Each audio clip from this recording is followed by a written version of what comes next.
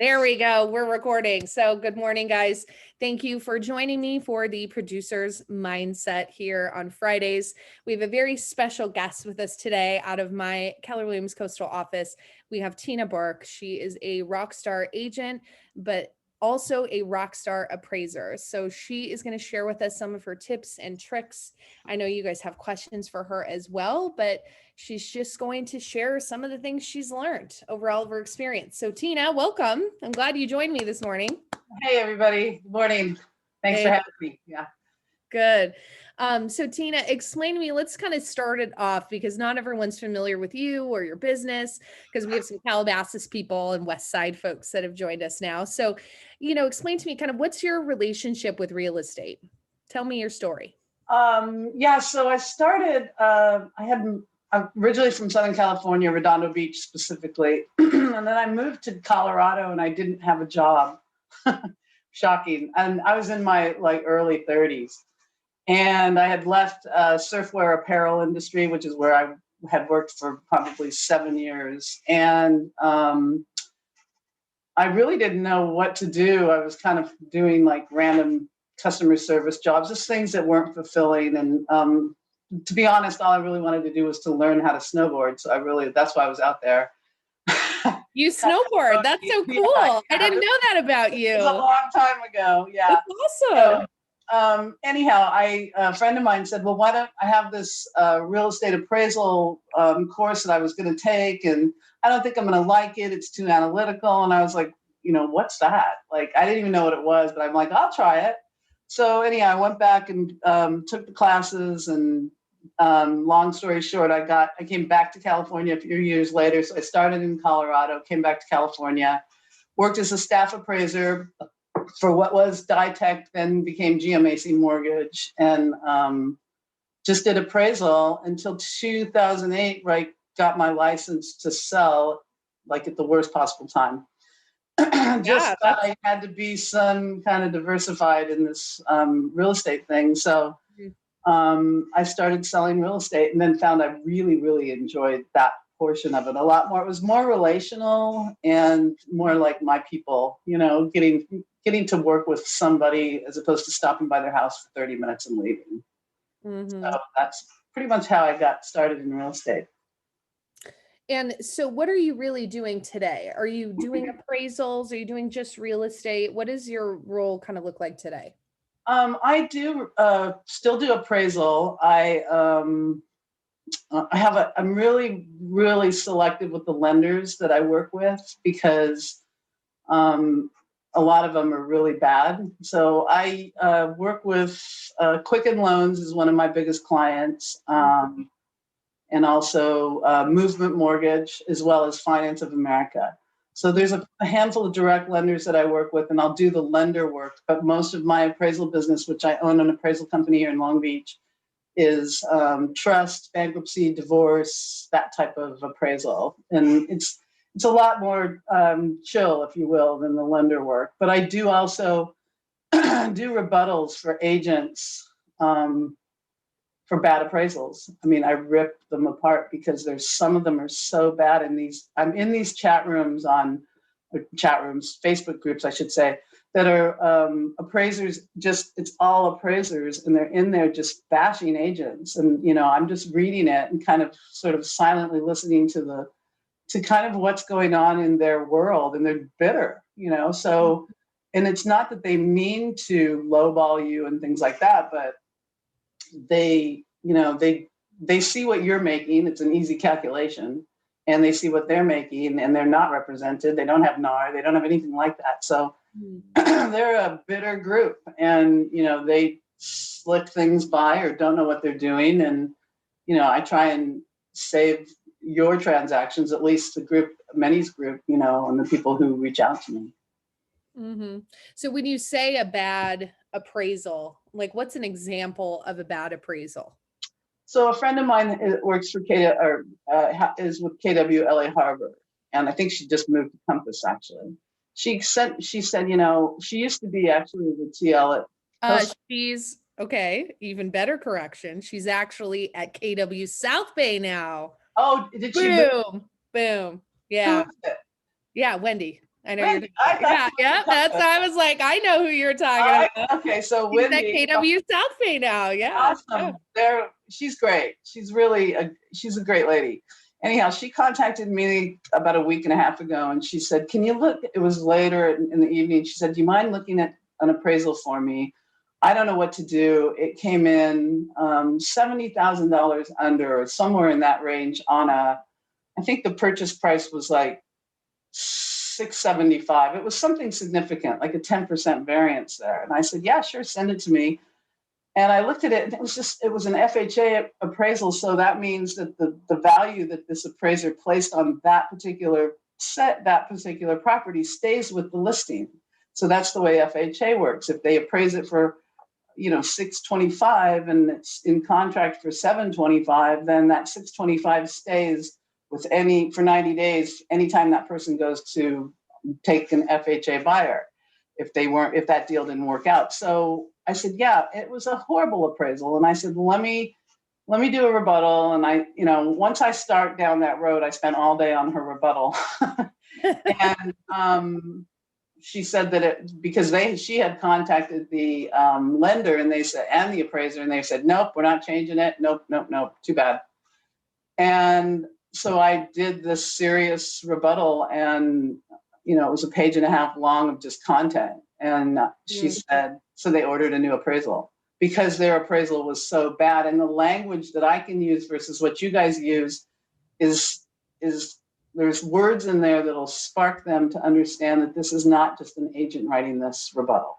And I hide my name because I don't want any retribution when someone does a field review on some work that I'm doing. But I'm not.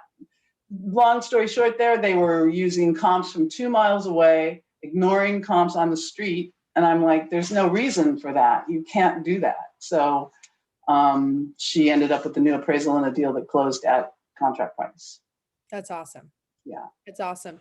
I think it's important, especially understanding the appraisal industry, that there really is a lack of support and checks and balances and all of that, that as realtors, we really understand our relationship with appraisers and what we can do to help support, but then also that we know we have that support system if for some reason something goes wrong, like you. Yeah. And, the appraisers are out there. And I've said this every time you guys will see me on, one of these forums, and that is, they have the most, I give this example, and it's a really true example, that if there is a fraud ring with an appraiser, a real estate agent, and a lender, let's just say they are all in cahoots together to do some kind of a dastardly transaction, and the appraiser, let's say the lender is going to get like 5 years in prison. The real estate agent might get 5 years in prison. The appraiser is probably going to get 25 because it's their expertise in signing off and saying, go ahead and muck with the federal government's money. If you're talking about Fannie and Freddie, and these are conventional transactions. So you have to like see where they're coming from. They're just out there with all the risk and none of the reward. And like I always say, no one's putting a gun to their head to do that job, but they do have a lot of what's the word? Just they're sort of sour to this, especially if they've been in the business for a while. They did some hits in 08, 09, and then HVCC, which was the Home Value Code of Conduct, came in 2009, and that just wiped out most of their clients. All of their clients were gone that day. So the older ones, and then the young ones, they don't know what they're doing, and there's no support because appraisers don't want to train each other. So getting off on that appraisal tangent, if you've had those appraisal issues, that's really the heart of what they're going through. So, I would say cut them a break if you can, but, they don't sometimes present themselves as if you want to do anything to them. I get that too. Yeah. Yeah. So obviously appraisals and your job and the realtor's job has become more complicated with what's happening in the market. So like, what is your thoughts around what's the market doing right now? Where do you think it's going, coming from both ends of the spectrum, being the realtor and the appraiser?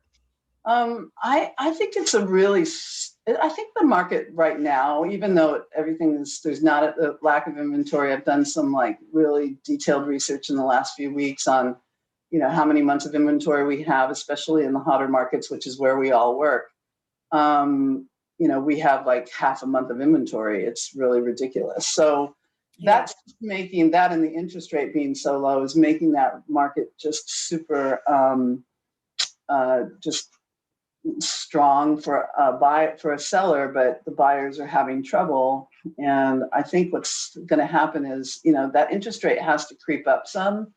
It's going to relieve some of the pressure too from, because all of a sudden, someone who could buy a property at 500,000 that normally would only be able to afford 450 is dropping out, unfortunately. So I think the market's going to continue to go at this pace probably all through this year for sure. And I can't see, over the years, I think the one thing I find is that San Diego County is the canary in the coal mine, so to speak. So if you kind of pay attention to San Diego County, you'll see that they sometimes are the first ones to soften from Southern California perspective. And that's, I think, because they really don't have a major industry that they have tourism, but when there's no money in people's pockets, they're not going to, SeaWorld or the zoo or what have you. So, and then the military obviously is a big component of their, I think, industry, but,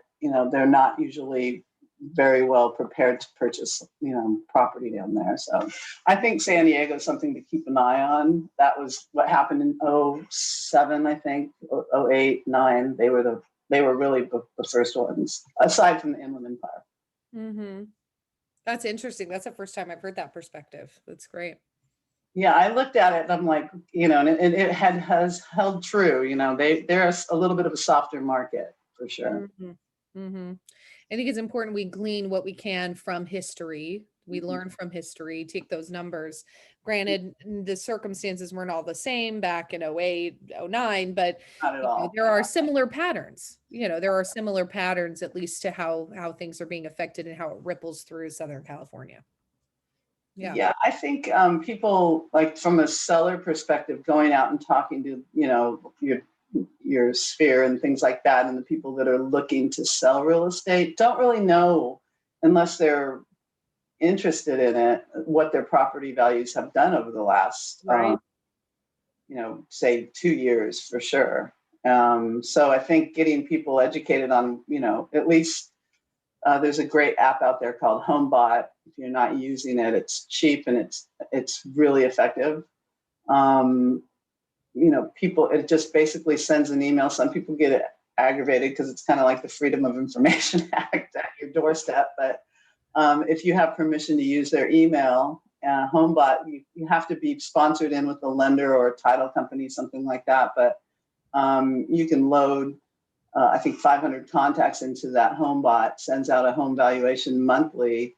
And what happens from there is you can tell from the HomeBot portal that you have who's looking at it, how many times they've opened it, like, what their interest rate is on their house. And there's just, it's a really good and inexpensive resource to capture sellers' attention.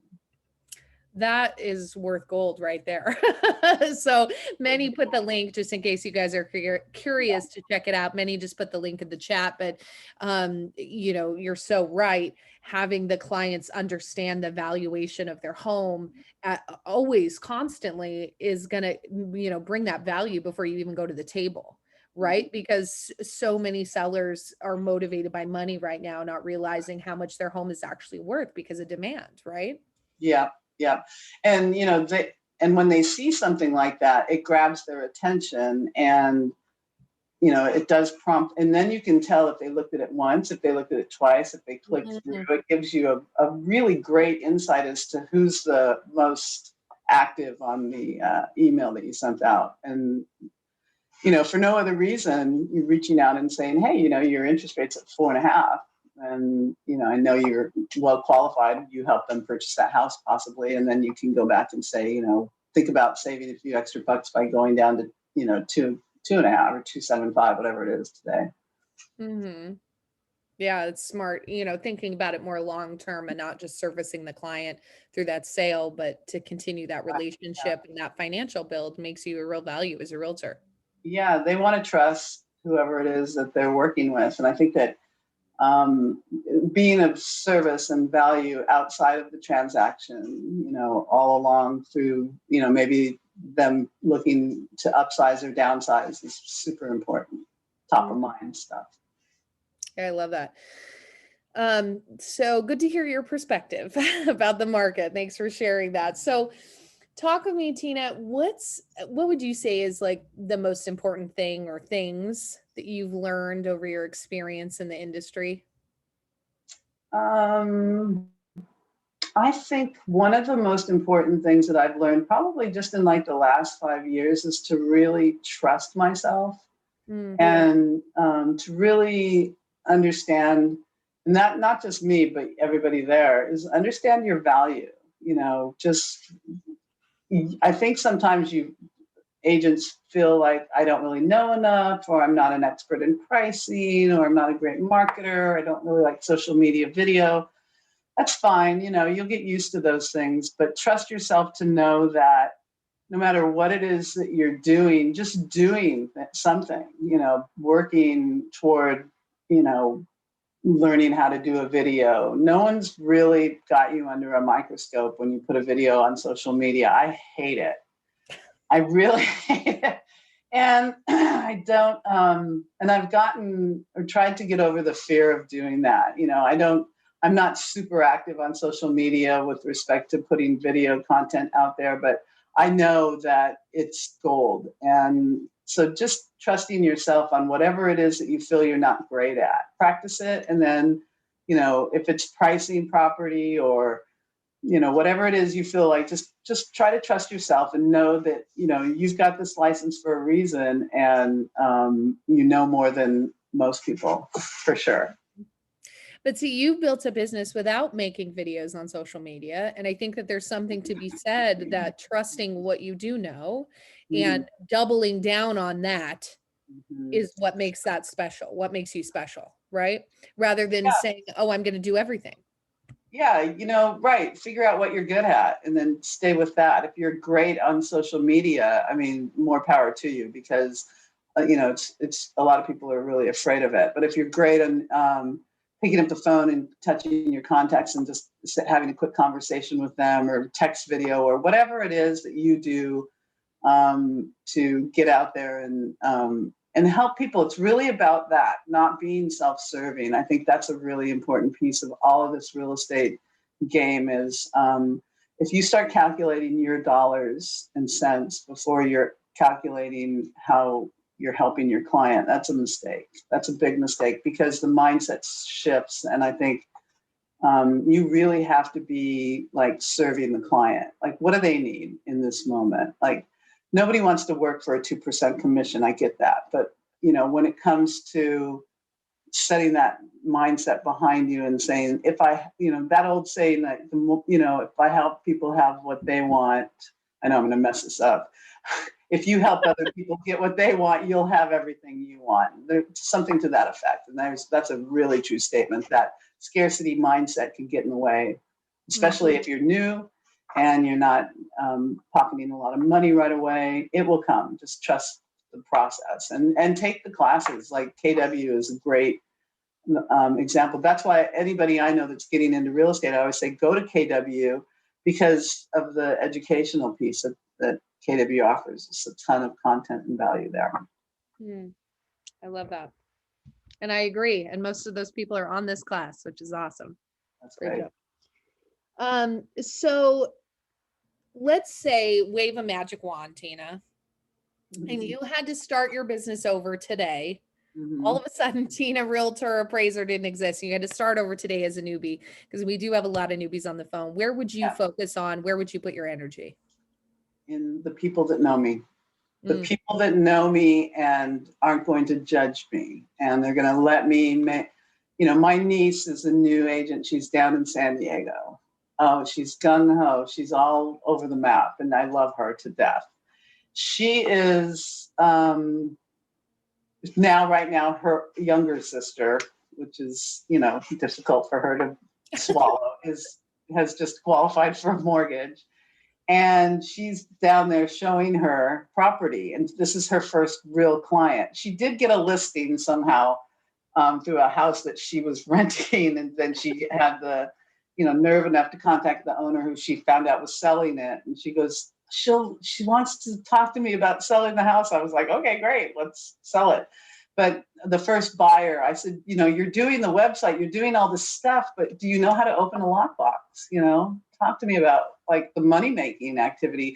So that kind of thing is one piece. But the other piece is like, go to the people who love you that are going to let you screw up at the front door, and say, I don't know how to use the lockbox. That was my first client in a sale, was like a really good friend of mine. And our whole family was like, why are you using that person who's never sold a house? And I'm like, don't listen to those people. I know the value of the house. So, I didn't know how to open the lockbox or put the key back in, but, just reach out to the people who are going to love you and work with you, even though you're not, top producing agent. I think that database of the sphere of influence, the friends and the family to begin with, just let them know you got your real estate license and you have a team of people behind you that are helping you, that you're not alone. You're not just out there figuring it out on your own, that any question that they have that you might not know, you'll find out from an expert, a top producing agent. There's tons of them. You have all these people in these offices that are backing you up. Mm-hmm. That's awesome. Great advice. And you're not the only person that has a hard time with lockboxes. Oh, it was so pathetic. I'm like, I don't even know what this thing is like. But man, that sheer panic, I'm telling you, that goes in when you go to scan your phone and the thing's not popping out of the bottom, that your clients are standing there, but Or you finally get the key out of the lockbox and you can't quite make it fit in the key. Yeah. Really? Yeah, this is my first day on the job. And that happens to me, not just on a day like the first day in real estate, but it was like last week, so Yeah. It's never going away. Yeah. I've had that happen once. And the property, there was no Wi-Fi. So there was no cell service. Oh, So we geez. go to this Supra and it's like, pull your phone out and you do this. So, but thank you for that advice, because I think a lot of people on the call needed that sometimes you can prepare and you can go to every single class and you can be so ready and things are just going to have to go wrong. So you kind of have to laugh about it, right?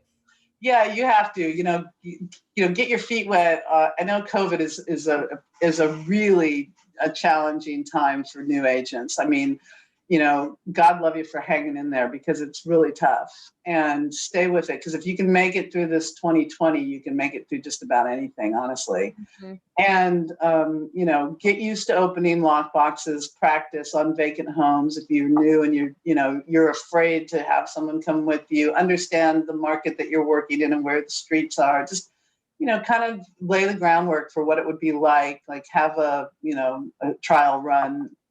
What it would be like to have clients either following you or in the car with you. It's hard to have a conversation with someone in the car while you're driving, to like a street that you don't know where it is and your navigation stops working or whatever. Yeah. And then you go, we're just going to take the scenic route. I wanted you to see, I wanted you to see the little park down the street. In Tarzana. Right. Well, and I think it's difficult even more so right now, because a lot of the activities like previewing homes, for example, going out and just, stopping by properties it's not as open, right? So you're not getting that practice of, driving, unlocking the Supra, touring a property. Right. And I will say that, if you have just gotten your license in 2020 and you've been this whole year through this pandemic, by the time everybody's vaccinated or we've got the virus under control, where open houses are back, I mean, gosh, your life's going to be a breeze. You're going to see the side of real estate that's completely different and really, a lot more faster moving than it is with feed forms and all that stuff that, seems like it bogs you down. It's tough. One of those forms for every property is a lot of work. A lot of work. Yeah. And as a listing agent, having to keep all this straight and who's filled it out and who hasn't, and, organizing. Yeah. Lockbox showing time I found has saved me big time. I don't know what the heck is going on with Zillow right now, so I'm not even like knowing to promote them. Really, I don't know, but showing time saved me, or that type of a service. I don't know what we're going to do in our market with that, but and then having a call before showing code on the lockbox, so they can't get in without you send them the code if they send you the PED form. So that has been a bit of a savior for me this year. I think that's a must. Yeah, that CBS code, I think is it's a must to just really protect yourself and yourself. Code again, right? Right. That's another thing to practice with that Supra, right? With that lockbox. For sure. So I know we're getting on time, but I think the flow is going good. So share with me before we take any questions or anything, two things. One, talk to me about any productivity tips that you may have. I mean, you juggle a lot. You juggle a family, you juggle two businesses essentially. What are some of your favorite productivity tips? Teresa, who's on the call. Productivity tip. No, Teresa's amazing. So I would say, we use Follow Up Boss, which is, the leads go directly in there. You can set them up on drip campaigns, but for me, it's all things Google. I think Google has some amazing, like Google Calendar. You can share calendars. I still have a printed calendar on my desk that I write things in. Because I don't always I'm older than a lot of these people on the call, so I don't always I'm going to put in my calendar thing. If it's sometimes it's in my calendar, but mostly it's on the printed calendar in front of me. So I used multiple things to keep me from forgetting appointments, and even then, I'm like, someone's like, "Oh, are we still on for 11?" I'm like, "Oh yeah, I'm running 15 minutes late because I totally spaced on putting that." So I'm not without fault on that. But I think, just finding a system that works, like you can use MailChimp, it's free. You don't have to pay for, Follow Up Boss or any of those things. I would say just getting your database organized, and which is all we do, is just clean it up, make sure those people who are in there want to be in there. And Google Calendars is really my same, writing things down. Like I have a steno notepad that I just write down things, and each day I just flip it. So I don't throw them away. I keep them, and then I'm sometimes going through which one is the one I'm looking for, but I do find the notes if I've forgotten what I wrote someone's email address down or something like that. So mine is a little bit less techy, I think, than a lot of people. But I think you have to do what works for you. And sometimes having that tangible object, Yeah. you have that mental connection with. I know personally, I'm the same way.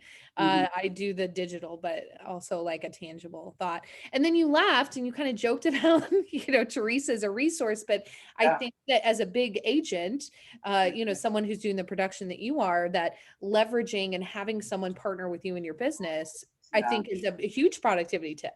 Right? Yeah, and it was hard for me to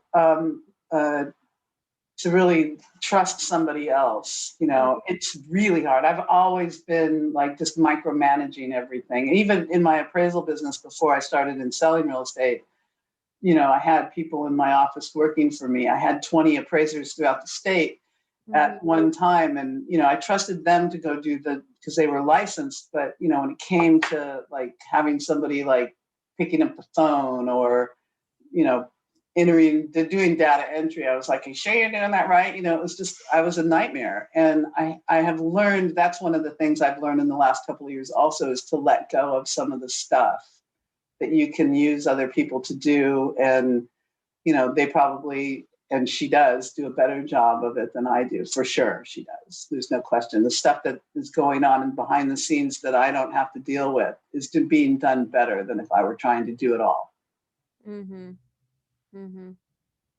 I think that's important for us to identify in our businesses when we need to leverage some of those certain activities, so we can focus on those money-making activities that you said. you know. Right, because I have these clients over here that have known me for years, and then there's new people that come into my business that Teresa can handle just perfectly well. So I can handle the people who are like, expect me to be there and show up to show the property because, we've been friends for 30 years. It's not cool to hand them off to somebody else.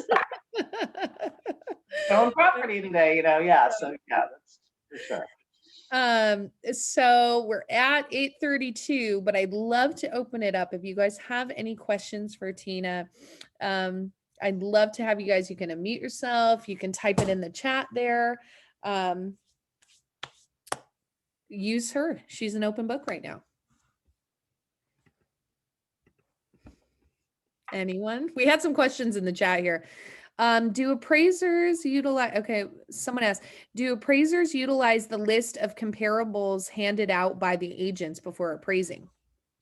Great question. And yeah, they should. There's no reason. So I've heard some wacky stuff that like, oh, I'm not allowed to give the appraiser comps. I'm like, well, who told you that? And if they won't take them, then they need to be reported to their lender because they absolutely are required to hear you out. This is your listing. You have a responsibility fiduciary to the seller and the buyer. Granted, the appraiser is there to mitigate the bank's risk. That's their job.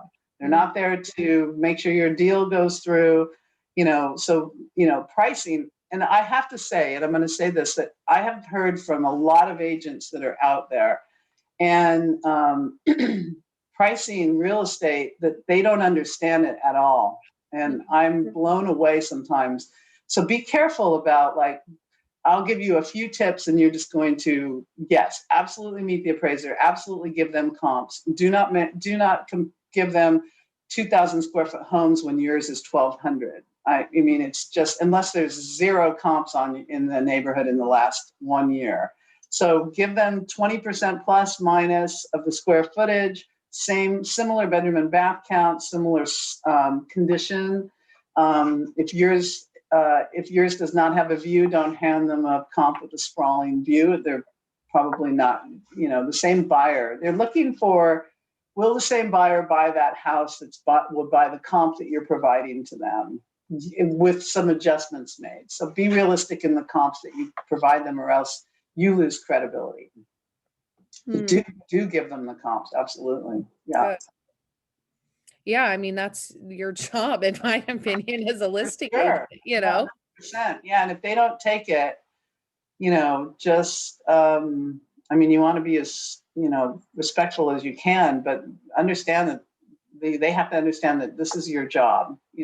Also is to show them or help them understand where you got the pricing and what happened, how many offers you had, how many people were at the open house, or how many people were in showings. Give them all the background to why it is that this thing went skyward, if that's what happened. So what's the best way for agents to get on their good side? Even when I show up to one of my listings and the appraiser is there, if I haven't already explained that I'm an appraiser on the phone when we set the appointment, I do so at the end of the appointment, but just show up, have it open, stay out of their way, especially with COVID, let them do their thing. And before they wrap up and leave, just say, I put together some comps for you. I'm an expert in this neighborhood. Even if you're not, you're an expert. That's why you were hired. They're an expert. That's why they were hired. So you're speaking to them on, here's the differences, and really do some work on those comps, print them out and make some notes. And then oftentimes they'll take them and say, thanks. Yeah. And if they don't use them, they should explain in the report why they didn't. Just that the agent gave me 10 comps, 3 of them didn't make sense to this property, or they weren't similar enough. Here's other comps. That should be in the report. Thank you. Yeah. So I'm going to take this last question and we'll let you go. So what's the best way if an agent wants to master doing a property evaluation? What are some of your best tips? Where to start? What to practice? Yeah. Yeah, practice is the one thing to do. I would say, the market is going to tell you what a thing of value is worth. So, for example, if you have a 3-bedroom, 2-bath house, and then you're comparing it to maybe a 4-bedroom, 2-bath house, the market's going to say and everything is considered equal with the homes, these two homes. One of them sold for 700, the other one sold for 725, and everything is similar. That 25,000 is more than likely the bedroom. So the market, you got to learn how to extract what the thing is of value from the market. And that's really, there is no like, oh, it's $10,000 a bedroom, because if you're in, Yeah. that's not a realistic way of pricing, of evaluating a property. So you just have to try and say, gosh, it looks like this one had a new kitchen and this one didn't. There's a $50,000 difference. So that kitchen must have been worth 50K. And even though it may not have cost that, that might be, where you see the difference and pull out that value. So I would say practice on, try and pull comps that are 20% bigger and smaller than your subject property, square footage wise, similar in room count. So if you're listing a 2-bedroom, don't compare it to the 3 bedrooms, because the same buyer won't buy a 3-bedroom. Won't buy a 2-bedroom if they need 3, and but the 3-bedroom person, if they only needed 2, would buy that property. So kind of know like who would be the typical buyer, and look at condition of the property, look at the photos, really dial down on what's the differences between the two properties that you feel are comparable, and then you'll get to a place where it's like it starts to make sense, but it's really it's more art than it is just slapping numbers on a page. You've got to start practicing. And I would say just doing those CMAs as much as you can, just on grandma's house or your house or whatever. And also on the buyer side, that's something that's really important now with such a competitive market when, we're getting counter offers and prices are getting inflated above list price. I feel like it's our duty to know, is this getting out of the appraisal range? You know what I mean? Where is this coming from before we start advising our clients what to do next? Yeah. So what I try to do in that situation is think of it as like putting your offer in, your best offer. What's your buyer's tolerance for the property? Like how high are they willing to go within reason? And opening an escrow is like me sticking my foot in the door.